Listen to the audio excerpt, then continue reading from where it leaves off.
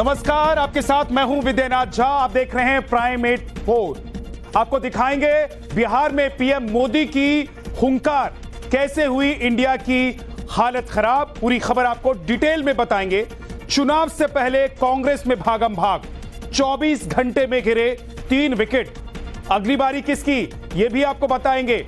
अमेठी से भागे राहुल वायनाड में कैसे घिर गए। स्मृति ईरानी ने राहुल को कौन सी चुनौती दी, यह भी आपको बताएंगे। और मेरठ में अखिलेश यादव ने बदला तीसरी बार उम्मीदवार।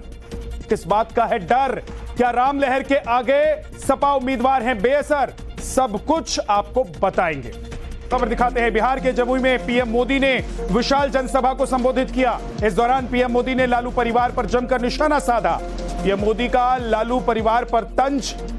कुछ लोग नौकरी के नाम पर जमीन लिखवा लेते हैं। ऐसे लोग युवाओं का भला नहीं कर सकते। प्रधानमंत्री नरेंद्र मोदी ने आज लालू परिवार पर तंज कसते हुए ये बातें कही। कुछ लोग बिहार को लालटेन युग में वापस ले जाना चाहते हैं।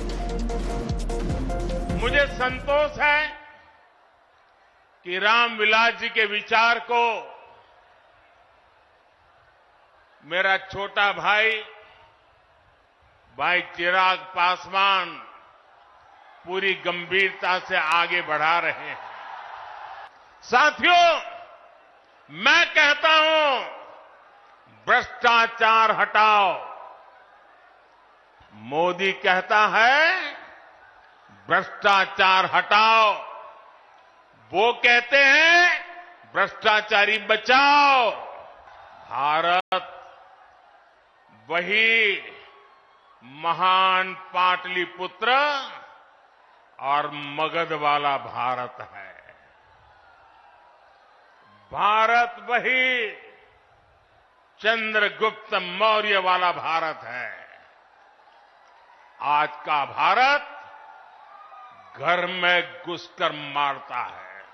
याद कीजिए, रेलवे में भर्ती के नाम पर जो लोग गरीब युवाओं से जमीन लिखवा लें, वो बिहार के युवाओं का कभी भला नहीं कर सकते। बिहार में नीतीश के एनडीए में शामिल होने के बाद से ही इंडी का कुनबा बेचैन है। दरअसल 2019 में एनडीए ने बिहार की 40 में से 39 सीटें अपने नाम कर ली थी, जिसमें बीजेपी ने सबसे ज्यादा 17 सीटें और उसके बाद जेडीयू ने 16 और एलजेपी ने 6 सीटों पर प्रचंड जीत हासिल की थी। लेकिन यूपीए सिर्फ एक ही सीट जीत पाई थी, कांग्रेस, जिसमें से आरजेडी और सीपीआई का तो खाता तक नहीं खुला था। यह भी आंकड़े इंडी का बताया जा रहा है और एनडीए के हौसले बुलंद हैं। आज सीएम योगी ने एक बार फिर से मथुरा का जिक्र किया। कहा, अयोध्या काशी के बाद ब्रज की बारी है। योगी बोले, अयोध्या और काशी में काम हो चुका है, अब बारी ब्रज की है। आज ये बड़ी बात योगी आदित्यनाथ ने कही। हम तो पहले ही कह चुके थे, हमने काशी और अयोध्या में जो कार्य कराना था उसको लाइन अप कर दिया है। सरकार का काम है लाइन अप करना और उस पर फंड उपलब्ध कराना। जनता जनार्दन के सहयोग से बाकी कार्यदायी संस्थाएं कार्यक्रमों को आगे बढ़ाती है। और अब बात कांग्रेस में सियासी भूचाल की। बड़ी खबर यह है कि गौरव वल्लभ ने बीजेपी ज्वाइन कर लिया है। कांग्रेस छोड़कर भाजपा का दामन उन्होंने थाम लिया है। विनोद तावड़े ने बीजेपी सदस्यता ले ली है। एक के बाद एक कांग्रेस के सदस्य छिटक रहे हैं और बीजेपी ज्वाइन कर रहे हैं। मेरा दृष्टिकोण शुरू से यह रहा है कि भगवान श्री राम का मंदिर बने, न्योता मिले और हम न्योते को कांग्रेस पार्टी लिख के भेजे कि हम नहीं जाएंगे, मैं इसे स्वीकार नहीं कर सकता। देश में मैं अर्थशास्त्र का विद्यार्थी हूं। बड़े समय तक अर्थशास्त्र और वित्त देश के प्रतिष्ठित संस्थाओं में पढ़ाया भी है मैंने। सुबह से शाम वेल्थ क्रिएटर्स को गाली, उन नीतियों को गाली कांग्रेस नेता प्रियंक खड़गे का बड़ा बयान आया है जिसमें उन्होंने कहा है कि राम मंदिर जाने से नहीं रोका। ये प्रियंक ने कहा है, हम नहीं गए क्योंकि ये आरएसएस बीजेपी का कार्यक्रम था। ये चुनाव कांग्रेस और पुरानी कांग्रेस के बीच का है, ये प्रियंक खड़गे ने कहा है। This election is Congress versus old Congress, not Congress versus BJP. See the number of people they are taking from Congress. There is lack of leadership in the BJP. We have very clearly we have told during the Ram Mandir, Aastha apni apni jagah. It's a personal belief. Anybody wants to go, we have not stopped anybody from going. We did not go because it was an RSS function. It was a BJP led function. Gaurav Vallabh अकेले ऐसे नेता नहीं है जिन्होंने कांग्रेस का दामन छोड़ा है। कांग्रेस से हटाए जाने के बाद आज संजय निरुपम ने भी जमकर कांग्रेस के शीर्ष नेतृत्व पर सवाल उठाए। कांग्रेस पार्टी इस समय एकदम से संरचनात्मक ढंग से देखा जाए तो बिखरी हुई पार्टी है।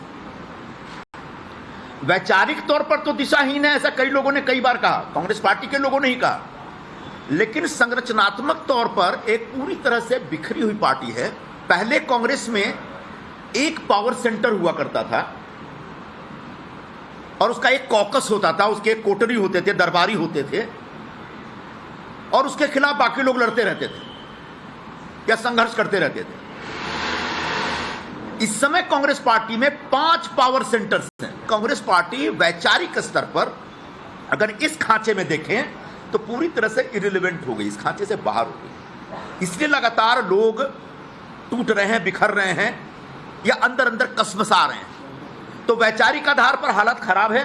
कांग्रेस पार्टी के शीर्ष नेतृत्व में बड़े पैमाने पर ऐसे लोग बैठ गए हैं जिनका जमीन से कोई नाता नहीं रह गया।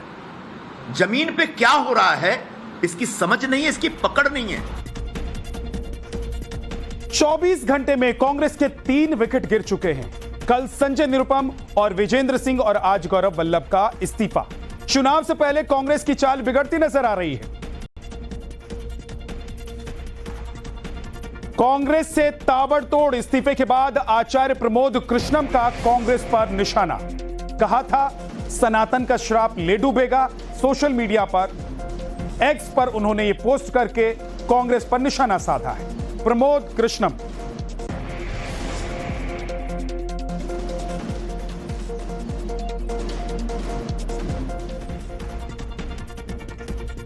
इस वक्त की बड़ी खबर, कांग्रेस के विवादित बयान पर हेमा मालिनी का जवाब आया है। मेरी लोकप्रियता से कांग्रेस को परेशानी है, हेमा मालिनी ने कहा है। रणदीप सुरजेवाला के बयान पर हेमा मालिनी का पलटवार आया है। पीएम मोदी से सीखना चाहिए, महिलाओं की इज्जत करनी चाहिए, ये हेमा मालिनी ने कहा है। करते आप उनसे पूछिए ना, because we are very popular, we are famous and तो टारगेट उन्हीं पर किया जाता है जो नाम वाले हैं ना, जो नाम नहीं है किसी के उसको टारगेट करके फायदा क्या। हमारे प्रधानमंत्री जी से सीखना चाहिए, अब महिलाओं का कितना सम्मान करना चाहिए, कैसे सम्मान वो करते हैं ऐसे वो लोग भी करें, अच्छा रहेगा।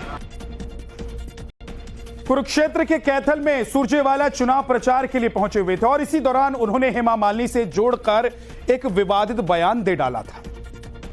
एमएलए एमपी क्यों बनाते हैं? ताकि वो हमारी आवाज उठा सके, हमारी बात मनवाए, इसीलिए बनाते होंगे। कोई हेमा मालिनी तो नहीं बनाने के लिए बनाते होंगे। रणदीप सुरजेवाला के बयान से सियासी भूचाल है। बीजेपी शिवसेना शिंदे गुट के कांग्रेस पर बड़ा हमला बोला है। हमारे प्रधानमंत्री श्री नरेंद्र मोदी जी हैं जिन्होंने महिला सम्मान को किस ऊंचाई तक पहुंचाया है कि भारत यदि चांद के अछूते कोने दक्षिणी ध्रुव को छूने वाला दुनिया का पहला देश बना तो प्रधानमंत्री जी ने उस पॉइंट का नाम पॉइंट शिव शक्ति रखा।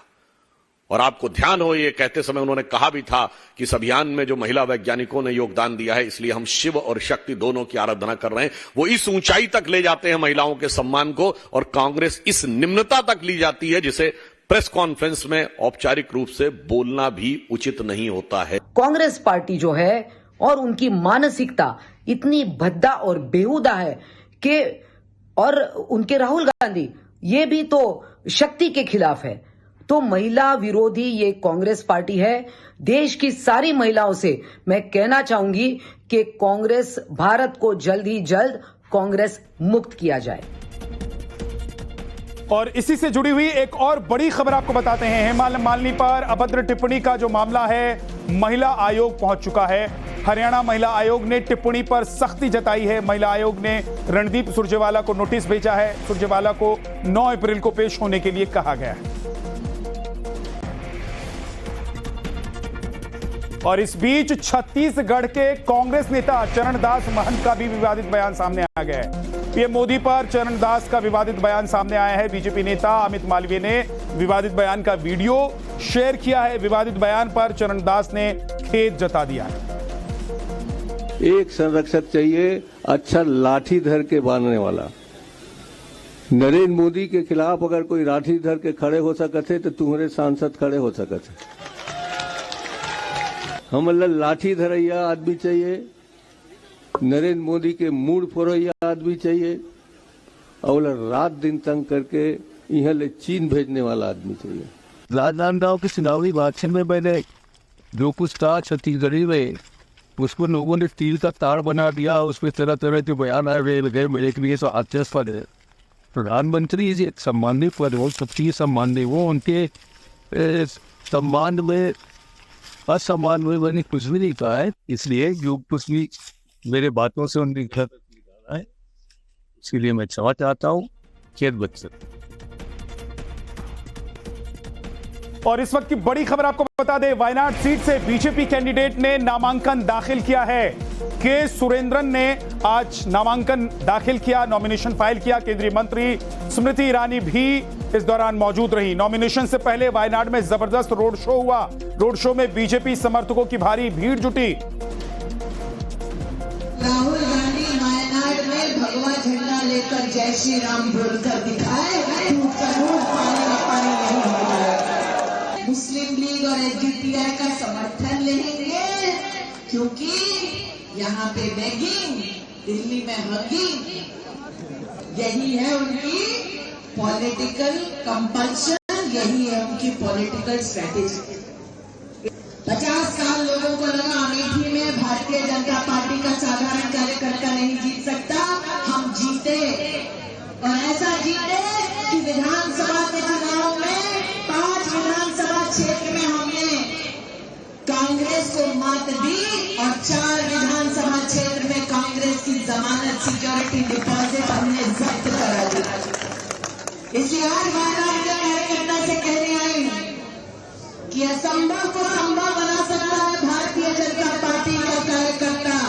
राहुल गांधी ने समर्थन किया, जय घोष किया राहुल गांधी ने कि भारत तेरे टुकड़े होंगे, लेकिन हम मां भारती के सपोर्ट डंके की चोट पर कहेंगे कि जब तक हम जिंदा हैं तब तक मां भारती का बाल तक बाका नहीं हो पाएगा, क्योंकि ये वंदन की भूमि है, अभिनंदन की भूमि है। इसकी नदी हमारे लिए गंगा है, इसका कंकड़ हमारे लिए शंकर है।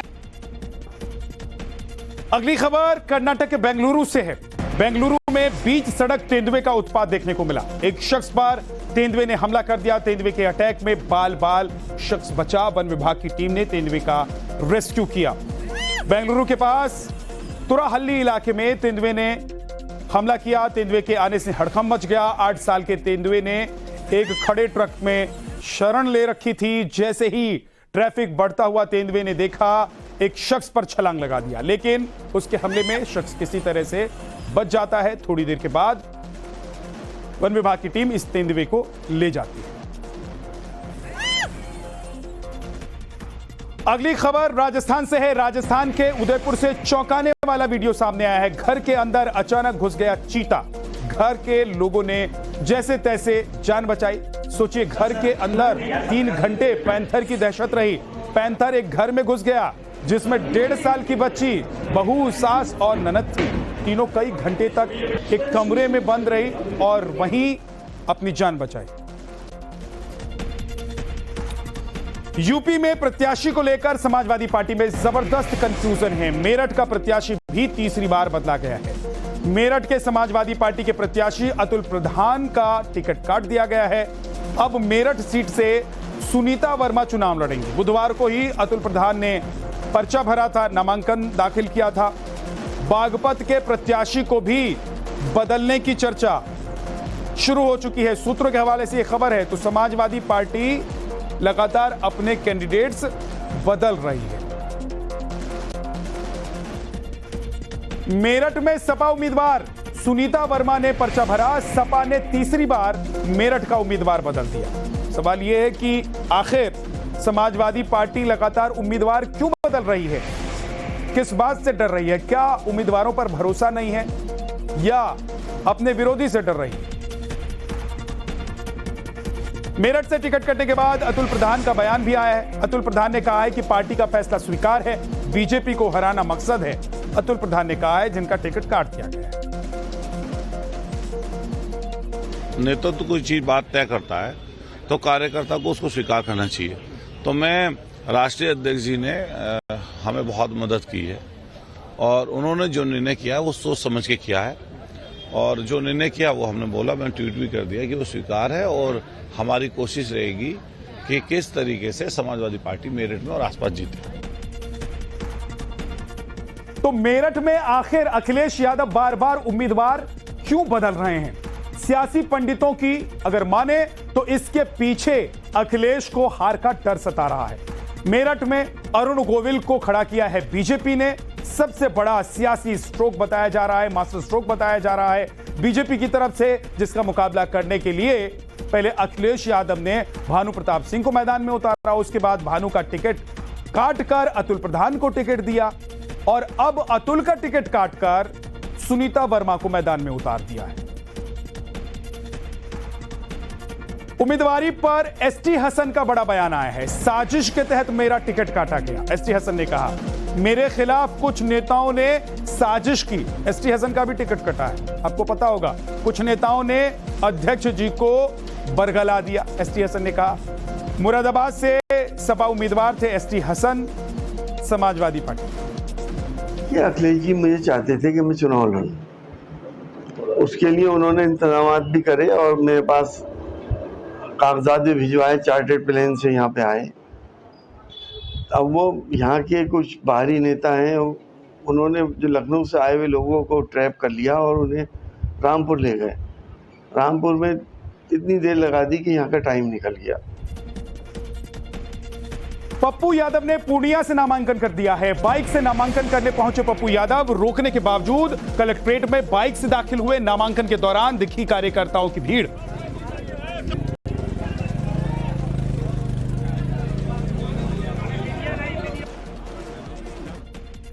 शराब घोटाला मामले में तिहाड़ में बंद दिल्ली के मुख्यमंत्री अरविंद केजरीवाल से जुड़ी हुई एक और बड़ी खबर आपको बता देते हैं। दिल्ली हाईकोर्ट से केजरीवाल को बड़ी राहत मिली है। मुख्यमंत्री पद से हटाने वाली याचिका खारिज हो गई है। हिंदू सेना की याचिका को हाईकोर्ट ने खारिज कर दिया है। हाईकोर्ट का इस मामले में दखल देने से इनकार है। इस मसले पर राष्ट्रपति या फिर एलजी फैसला लें, यह हाईकोर्ट की तरफ से कहा गया है। दूसरी बात यह है कि जब कोर्ट ने दिल्ली के सीएम अरविंद केजरीवाल को मुख्यमंत्री पद से हटाने की याचिका खारिज किया है, इससे पहले भी कोर्ट ने केजरीवाल को मुख्यमंत्री पद से हटाने के मामले में दखल देने से इनकार कर दिया। आगे आपको दिखाएंगे महाराष्ट्र के छत्रपति संभाजी नगर से आया है एक चौंकाने वाला वीडियो। लेकिन पहले आपको दिखाते हैं आज कहां किया बीजेपी अध्यक्ष जेपी नड्डा ने चुनावी प्रचार। लोकसभा चुनाव के रण में उतरे बीजेपी के राष्ट्रीय अध्यक्ष जेपी नड्डा उत्तराखंड के 2 दिवसीय दौरे पर पिथौरागढ़ पहुंचे, जहां पार्टी के कार्यकर्ताओं ने उनका अभिनंदन किया। इस दौरान मुख्यमंत्री पुष्कर सिंह धामी भी मौजूद रहे। नड्डा कई चुनावी जनसभा को संबोधित करेंगे, साथ ही पार्टी के नेताओं के साथ बैठक भी करेंगे। कि आप उस राजनीतिक दल के कार्यकर्ता हैं जिसको यह सौभाग्य मिल रहा है कि जब वो चुनाव के मैदान में उतर रहा है तो उसके पहले ही उसके चेहरे पर जीत का आत्मविश्वास साफ दिख रहा है। ये हमारे खाते। सीएम ममता बनर्जी ने केंद्रीय मंत्री निशित प्रामाणिक पर हमला बोला है। ममता बनर्जी ने कहा कि हमने निशित प्रामाणिक को पार्टी से बाहर निकाल दिया है। निशित के खिलाफ हजारों केस है, इसके बावजूद बीजेपी ने उन्हें शामिल कर लिया। ममता ने कहा कि निशित प्रामाणिक एक गालीबाज नेता हैं। हिमाचल के पीडब्ल्यूडी मंत्री विक्रमादित्य सिंह ने कंगना रनौत पर निशाना साधा है। विक्रमादित्य ने कंगना को नसीहत देते हुए कहा, अगर इज्जत चाहिए तो दूसरे को भी इज्जत देना सीखें। दोहरा मापदंड और दोहरा चित्र जो है वो हिमाचल प्रदेश के अंदर चलने वाला नहीं है। अगर इज्जत चाहिए तो दूसरों की इज्जत करना भी सीखो। पति को चुनाव जिताने के लिए मैदान